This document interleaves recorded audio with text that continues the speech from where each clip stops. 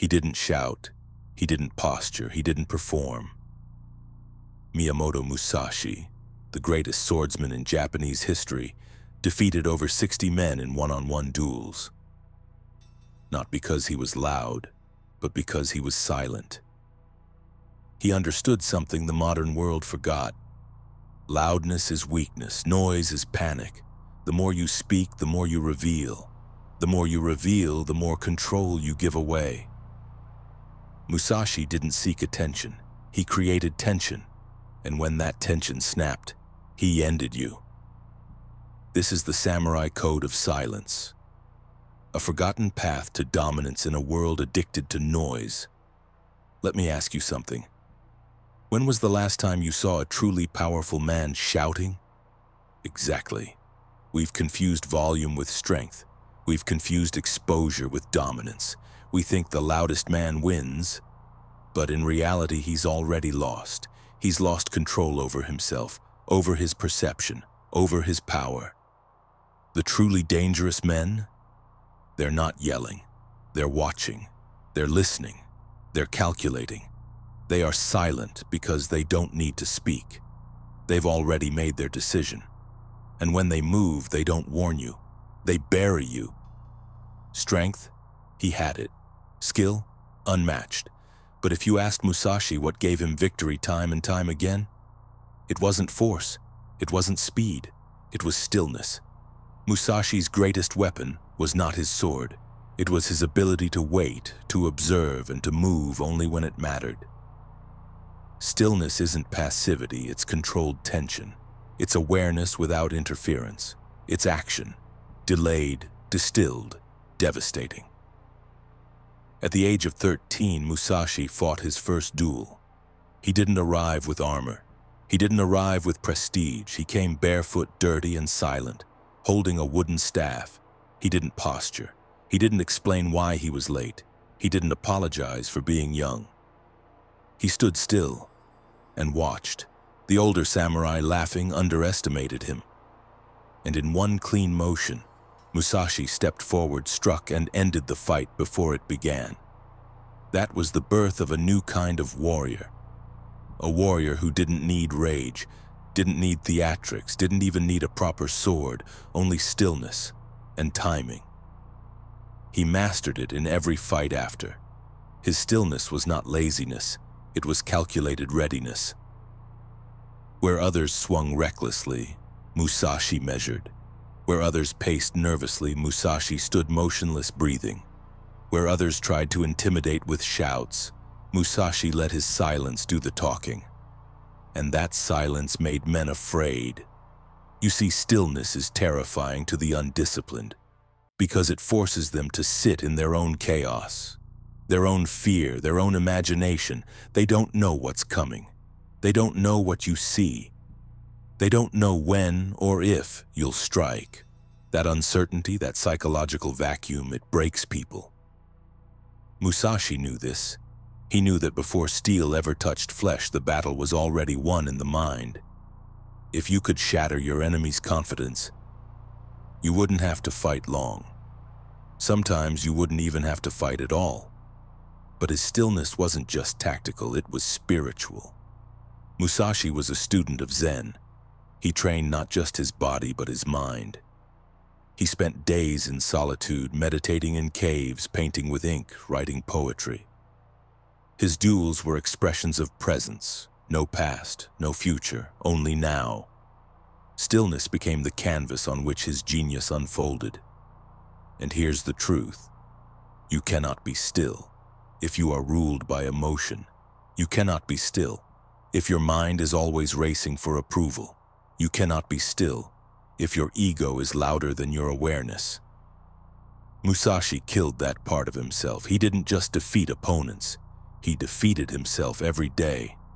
Every urge to lash out, every desire to react, every temptation to be liked, praised, or feared, all silenced until nothing was left except pure, conscious, focused action. That's what made him unstoppable. Stillness gave him perfect clarity, perfect timing, perfect neutrality. In his Book of 5 Rings, he wrote, If you hold the sword with both hands, you have no freedom of movement. If you hold it with one hand, you are free to move your body. That's the essence of stillness, not being frozen, but being ready for anything. Stillness is not inaction. It is the absence of waste. No wasted energy, no wasted words, no wasted emotion, only what is necessary and nothing more. That's what Musashi mastered. That's why no one could touch him.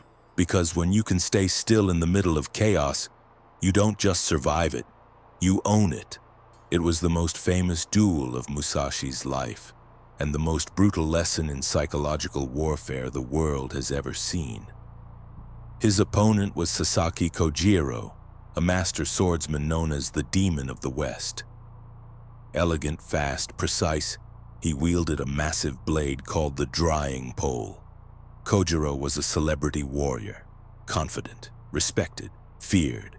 The duel was set on a remote island. A crowd gathered. The tension was already high, and Musashi didn't show.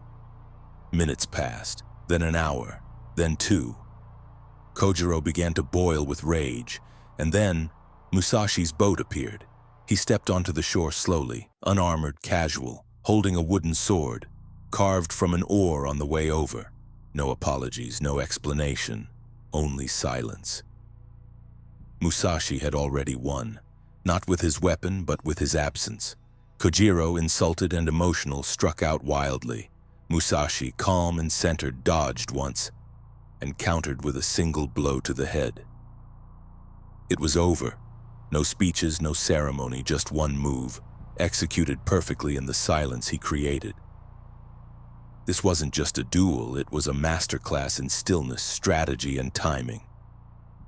Musashi didn't beat Kojiro's body, he beat his mind, long before the fight began. Silence is not emptiness, it's psychological warfare. When you're silent in a conversation, others project. They wonder what you're thinking. They second-guess themselves, they reveal their hand. And all the while, you're gathering intel. Most men are desperate to be understood, to explain themselves, to be seen. But here's the truth. If you need to be understood, you're already vulnerable. You've placed your value in someone else's perception. You've made your power conditional. Musashi never made that mistake.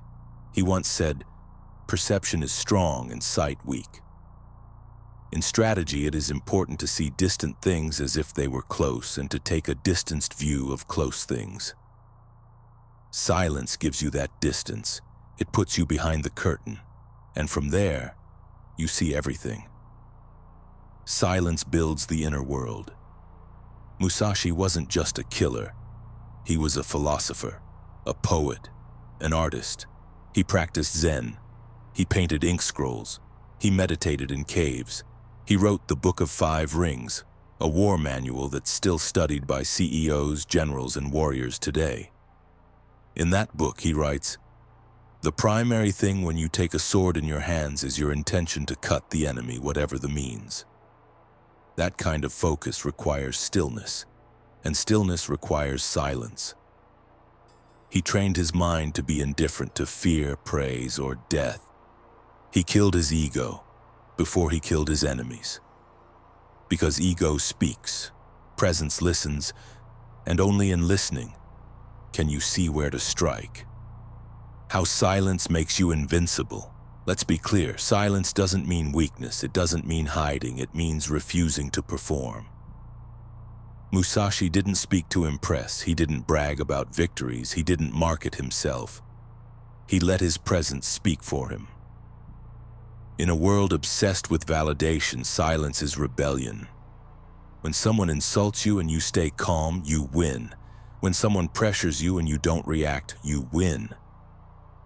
When someone tries to provoke you, and all they get is your eyes, they break themselves.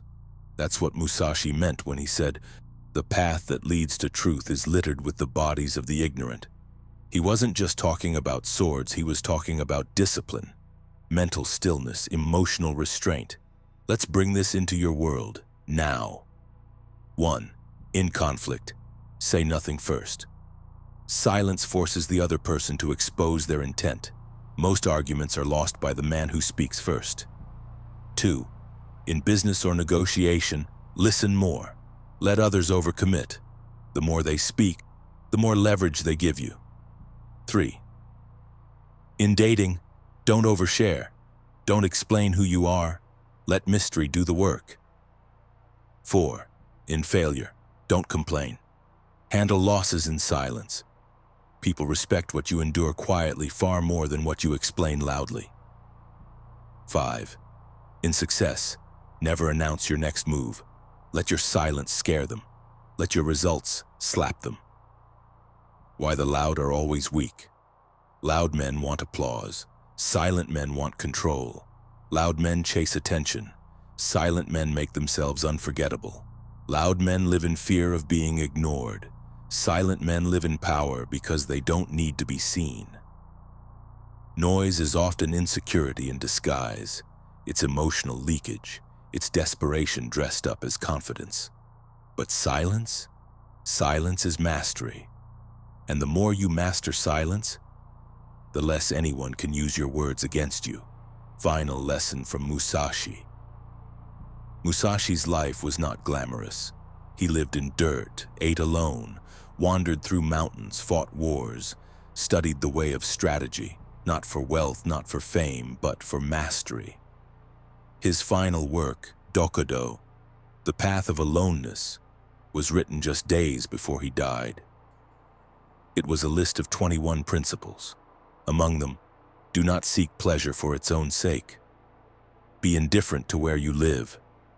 Do not let yourself be guided by the feeling of lust or love. Do not speak uselessly. Do not speak uselessly. That's not just a lifestyle, it's a law. Musashi became legend not by being heard, but by being impossible to ignore. Let others chase noise. Let them seek applause. Let them fill the silence with weakness. You wait. You watch. You strike. No announcement, no performance, no warning.